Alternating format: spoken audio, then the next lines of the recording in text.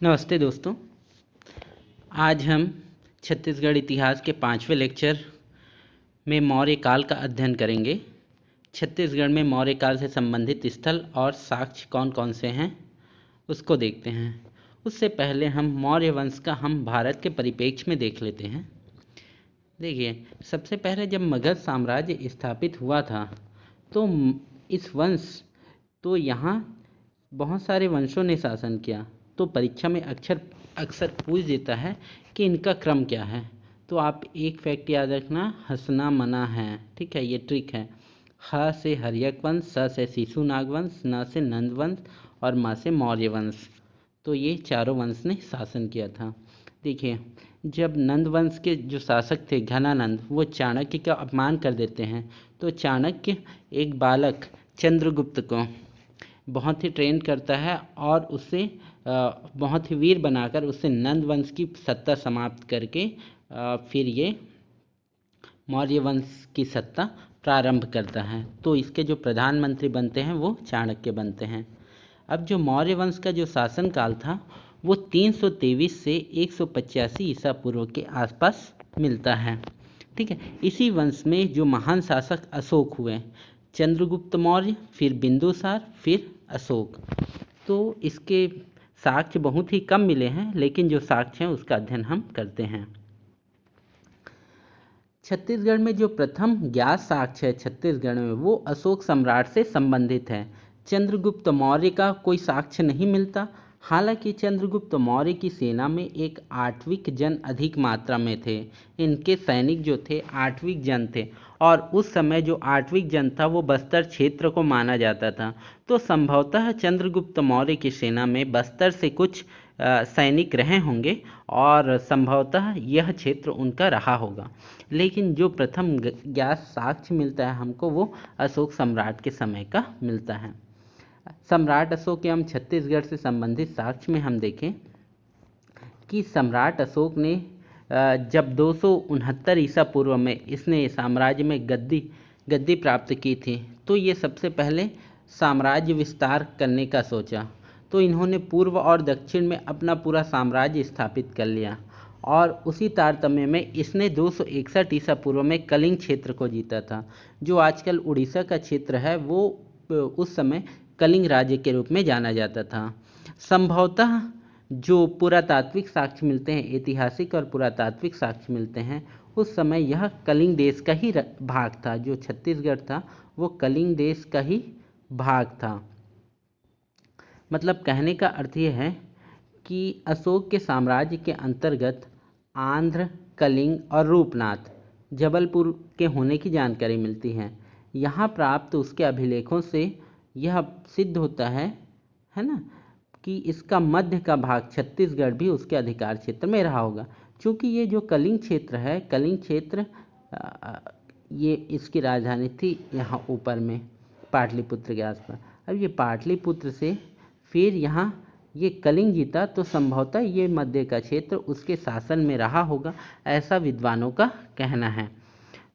तो हम कह सकते हैं कि ये जो क्षेत्र था कलिंग क्षेत्र जीतने के बाद ये छत्तीसगढ़ क्षेत्र अशोक के साम्राज्य के अंतर्गत आ गया, है ना।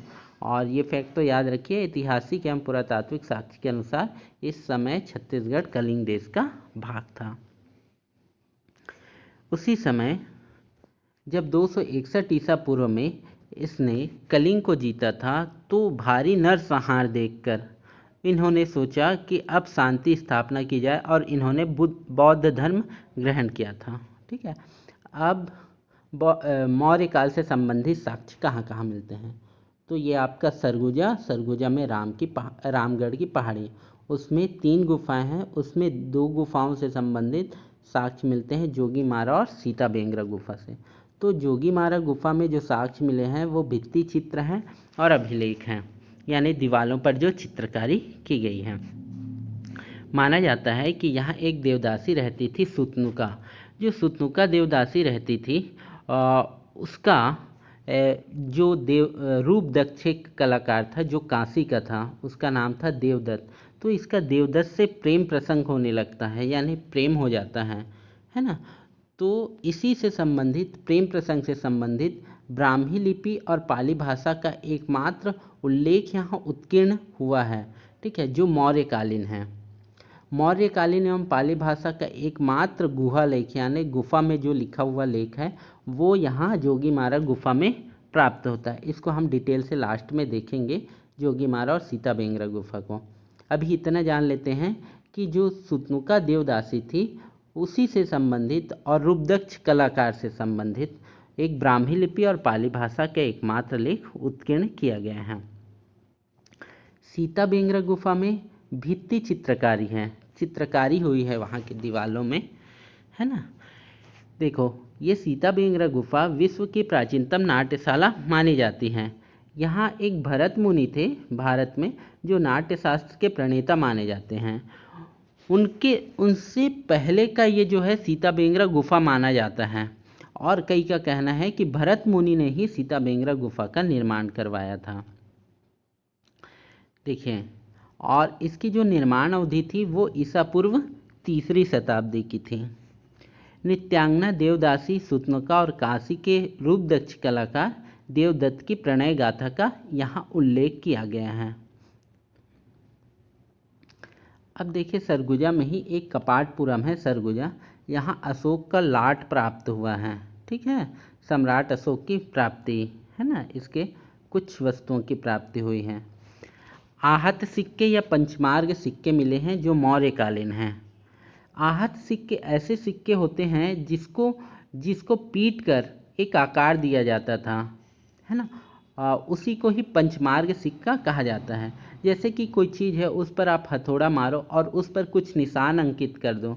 जैसे हमारे छत्तीसगढ़ में जो आहत सिक्के मिले हैं उस पर मयूर चिन्हित हैं, ठीक है, यानी मयूर का निशान बनाया गया है।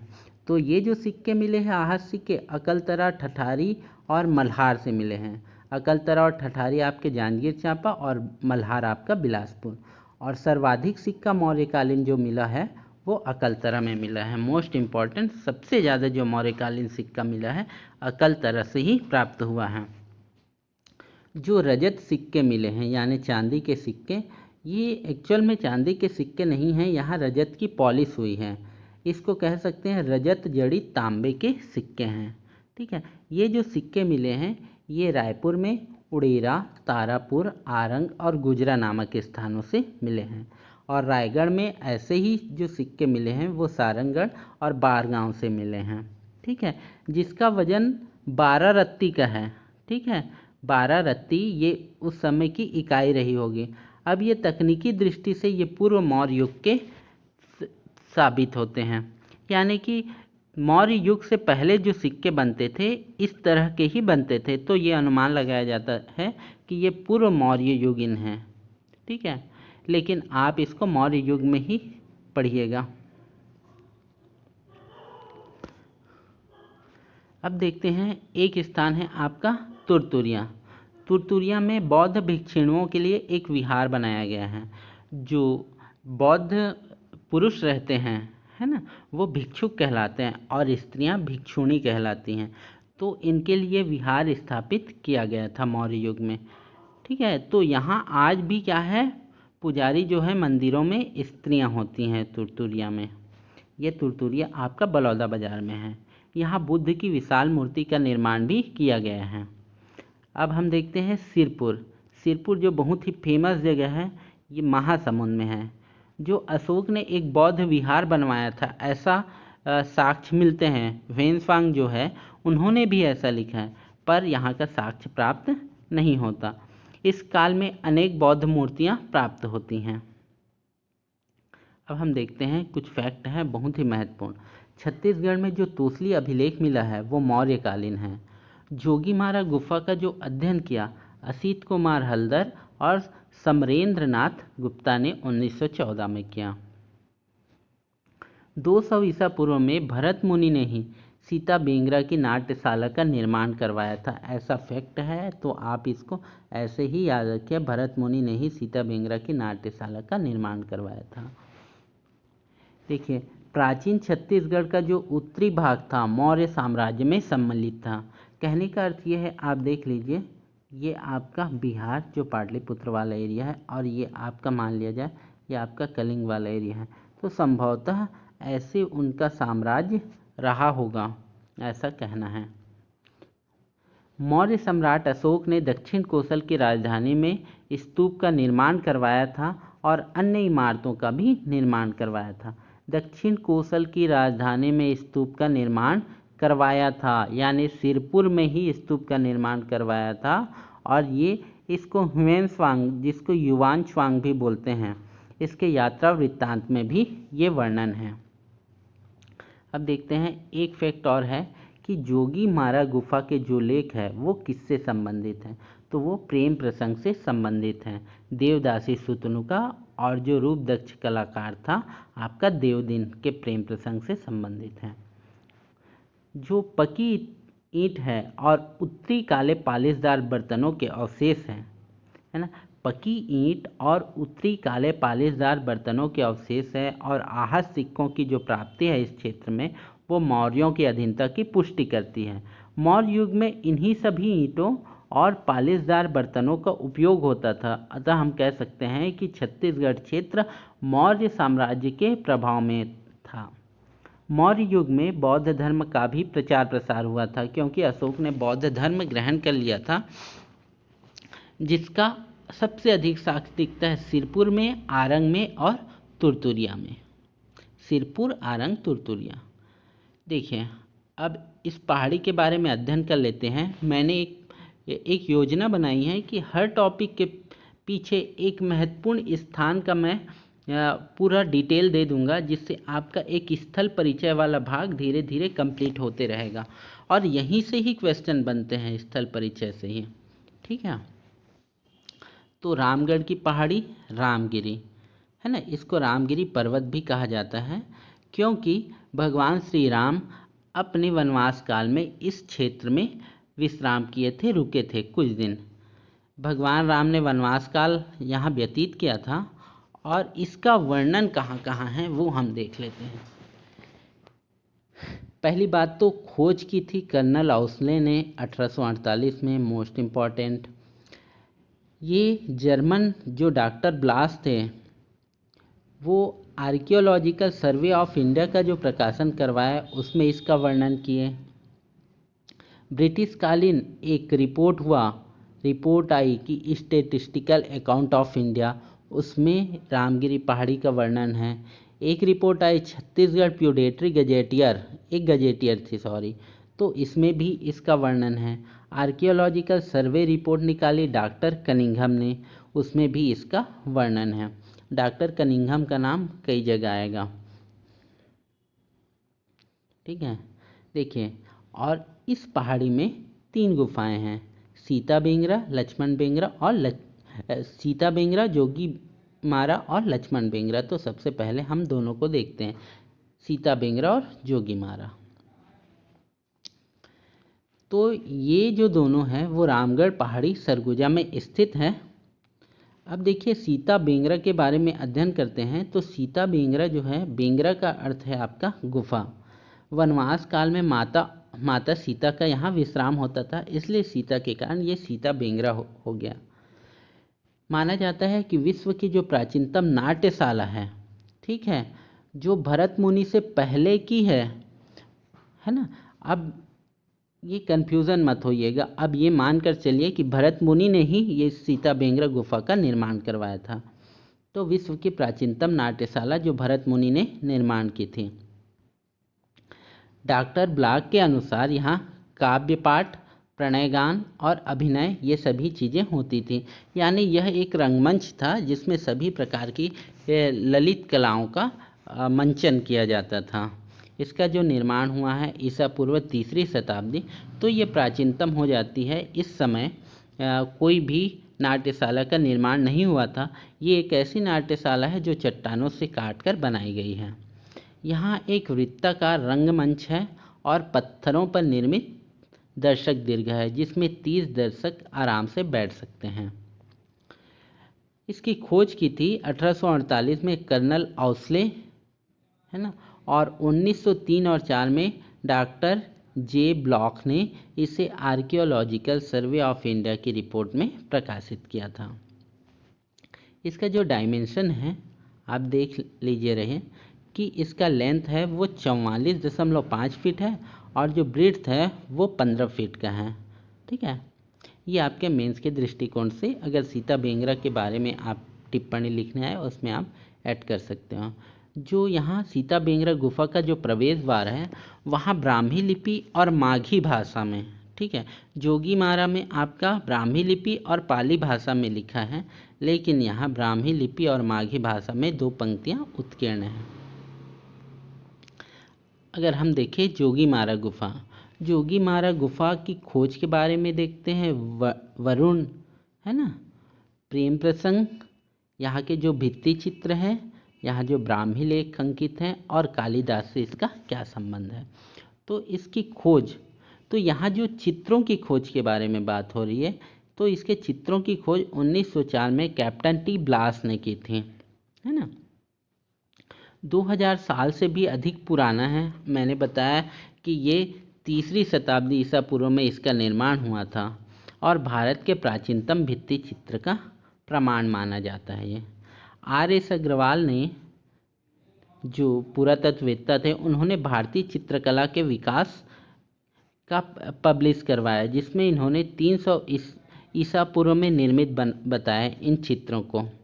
तो डॉक्टर आर.एस. अग्रवाल और डॉक्टर ब्लास। देखिए, जो ब्राह्मी लिपि लेख है ना, यहाँ जोगीमारा गुफा में, वो मौर्यकालीन है। यहाँ ब्राह्मी लिपि और पाली भाषा का उत्कीर्ण लेख है ना, जो एकमात्र लेख है, मौर्यकालीन और पाली भाषा का एकमात्र लेख।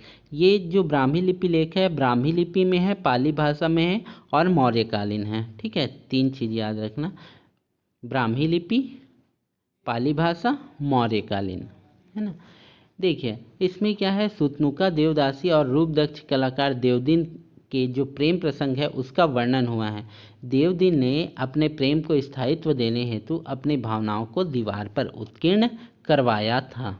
ठीक है, छत्तीसगढ़ में प्राप्त प्राचीनतम अभिलेख ये जोगीमारा से ही प्राप्त होते हैं और यही छत्तीसगढ़ में सबसे प्राचीनतम जो अभिलेख हैं वो ये हैं। ठीक है, महाकवि कालिदास से क्या संबंध है, तो देखते हैं कि महाकवि कालिदास ने जो मेघदूत की रचना की थी वो रामगढ़ की पहाड़ी के जोगीमारा गुफा में ही की थी। ठीक है, माना जाता है कि यहाँ से उन्होंने अपनी प्रेमिका को संदेश भेजा था और इस मेघदूत का जो छत्तीसगढ़ी अनुवाद है वो बाद में मुकुटधर पांडे ने किया। मुकुटधर पांडे ने को 1976 में, छत्तीसगढ़ के पहले ऐसे आदमी थे जिनको पद्मश्री मिला। वरुण का मंदिर, देखिए, जोगीमारा गुफा को भारतीय चित्रकला में वरुण का मंदिर कहा जाता है। आखिर क्यों? क्योंकि यहाँ जो सुतनुका देवदासी रहती थी वो वरुण देव को समर्पित थी, है ना। और जो माना जाता है ये जोगीमारा गुफा उन्होंने, देवदासी ने, सीता बेंगरा नृत्यशाला के सखियों के विश्राम हेतु इसका निर्माण करवाया था। अब यहाँ के चित्रकारी के बारे में देखें तो यहाँ गुफा के छत पर तोरण, पशु पक्षी, पत्र पुष्प, नर नारी, देव दानव, योद्धा, वृक्षम, हाथी का रंगीन चित्रकारी यहाँ किया गया है ना। यहाँ चतुर्दिक चित्रकारी के मध्य में कुछ युवतियों के चित्र हैं जो बैठे हुए मुद्रा में हैं। ठीक है, कुछ पुरुष के चित्रकारी हुई है जो शांत मुद्रा में उपदेश देते हुए हैं, यानी ये तपस्वी होने का अपना संकेत देते हैं। ठीक है, तो इस प्रकार जो छत्तीसगढ़ में मौर्य काल है वो यहाँ कंप्लीट होता है। आपको अगर कुछ कन्फ्यूज़न है तो कमेंट बॉक्स में कमेंट करिए, मैं इसका फिर मैं जो भी कन्फ्यूज़न हो उसको दूर करने की कोशिश करूँगा। Thank you.